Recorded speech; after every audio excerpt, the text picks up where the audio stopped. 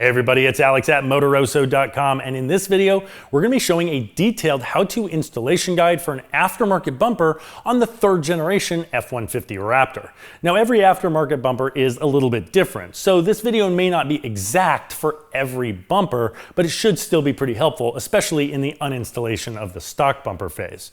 But in this video, we're installing the Addictive Desert Designs Phantom bumper and Baja Designs LED lighting. So for that specific setup, then this installation video will be exact. Now, we made a separate product spotlight video about that exact setup. We'll put a link to that right here if you'd like to learn all about this beautiful Phantom and Baja Designs setup. So in this video, we're going to be installing the bumper, the LED lighting, and the adaptive cruise control relocation bracket. And most folks that have a Raptor are going to have that adaptive cruise feature. So if you want to retain that, you're going to have to move that sensor out from behind the bumper and up behind the grille. Now, in this particular case, we have the Baja Designs behind the grille LED kit as well, and that gets in the way of that adaptive cruise relocation bracket. So we had to make some modifications to make it work, and that's what we're going to be showing you in this video. So that should be helpful if you've got that same exact setup. Now, as usual, we sell all of the products that we're featuring in this video. And if you find this video helpful, please help support what we're doing by shopping with us. Those links are going to take you over to Motoroso.com. You can reach us there on live chat or call us anytime toll free at 833-MOTOROSO. We'd love to help you with your build. Now let's dig into this install. We're going to start by removing the OEM Skidplate. To do this, remove these 6 bolts with a combination of 13mm and 15mm sockets and remove the Skidplate spacer. Now remove the skinny support brackets using an 8mm socket. Find the huge main wiring harness and disconnect by lifting open the gray tab lever and pulling it apart. Locate the 6 21mm nuts holding the bumper on the frame. There are 3 on each side, 2 to the outside of the frame and 1 to the inside. The bumper hangs on a lip, so you can fully remove these without worrying about the bumper falling off. Before removing the bumper, locate this connector and disconnect it. If you have OEM fog lights or an aftermarket kit like this, be sure to disconnect those as well. To remove the bumper, simply lift up and pull away. Lay the OEM bumper out on a table. We're going to strip the adaptive cruise control module, the wiring harness, and parking sensors from this bumper. First, remove the adaptive cruise control bracket and set it aside. Then use a panel lever to release as many Christmas tree clips as you can, and remove the backing plates using a 10mm socket.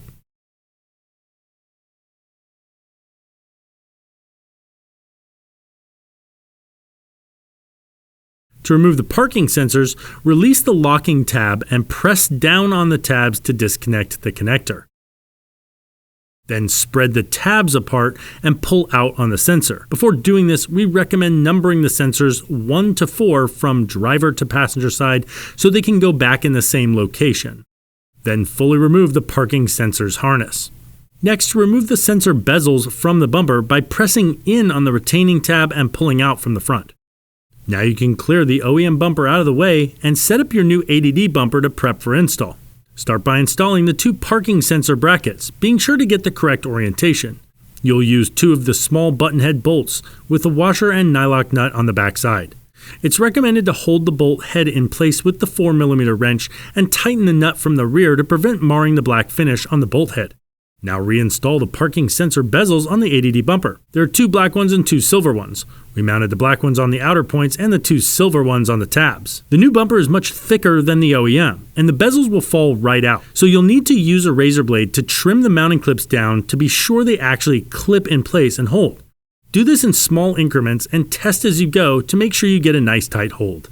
With the bezels in place, press the parking sensors 1 through 4 in from left to right until they click in place. Next, you'll mount your brackets for the 10-inch light bars. The short bracket goes on the outer position and the longer bracket on the inner position. We advise snugging these, but only tight enough that they can still be moved. With the brackets in place, go ahead and mount your 10-inch light bars.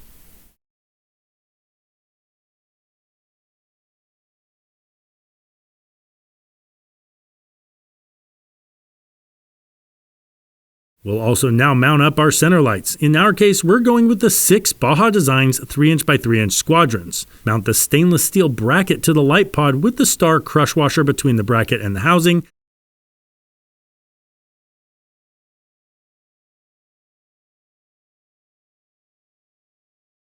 Then place the large mounting bolt and washer through the top side of the bracket. Then place that bolt through the mounting point and use a washer and nylock nut to secure.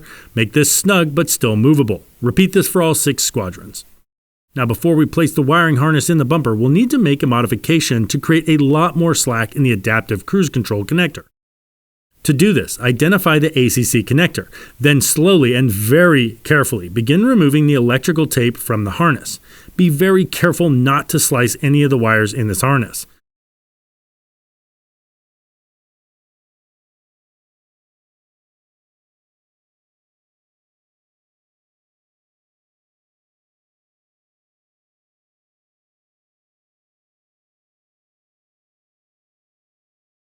Pull the wires from the harness all the way along until you reach the junction closest to the large main harness connector.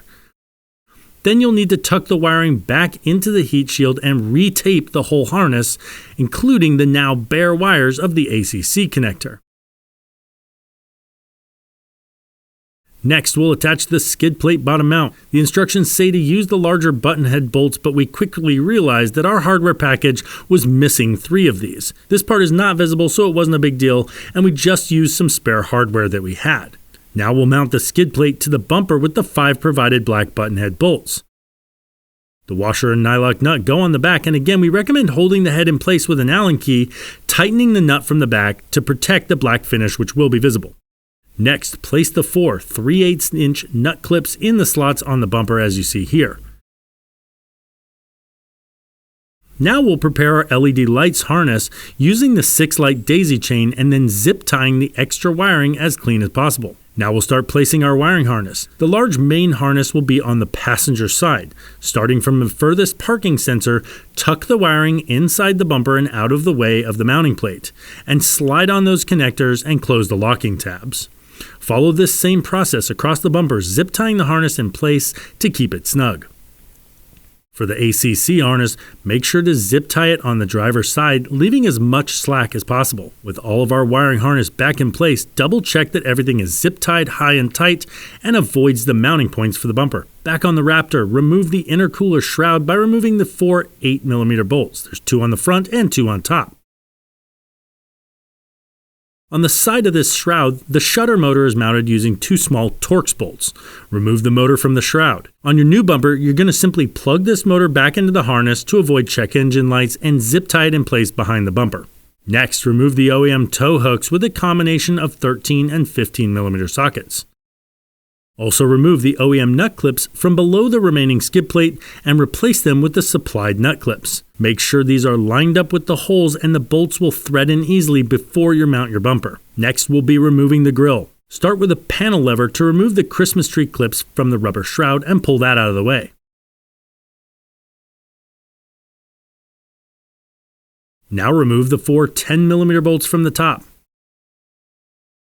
There's more Christmas tree clips holding these harnesses and cables in place at the front of the grille. Pop all those out and then carefully disconnect all these connectors. Now we'll remove the painted trim piece at the base of the grille. First, remove the 2 7mm screws at the leading edge of the fender flare and pull outward firmly on the flare to release the front clips. This makes an awful sound, but don't worry, it shouldn't break. Now pull outward on the trailing edge of the painted trim piece on each side and then pressing down on the top side along the front to help release the clips, pull outward to remove the entire trim piece. Lastly, using an extension and an 8mm socket, you can access and remove the 2 lower mounting screws.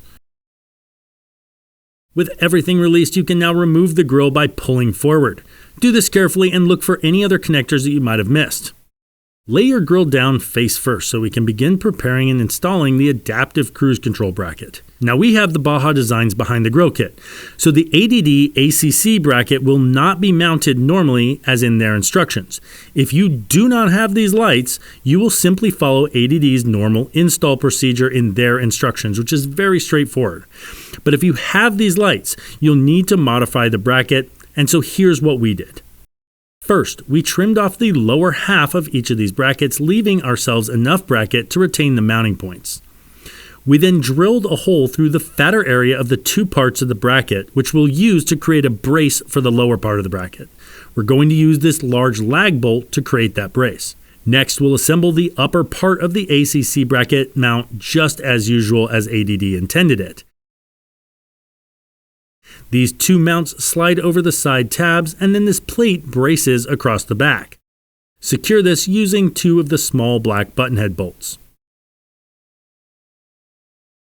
Now we're going to attach our ACC sensor to the modified bracket using their supplied hardware. The hardware should be snug, but still allow for movement of the sensor for fine-tuning the sensor position when it's reinstalled. On one side of the bracket, there's a second silver bolt, which will be tightened fully to hold the sensor in place when it is reinstalled and the sensor is working properly. Using our lag bolt and two nuts with red Loctite, we're creating a brace for the bottom half of this bracket.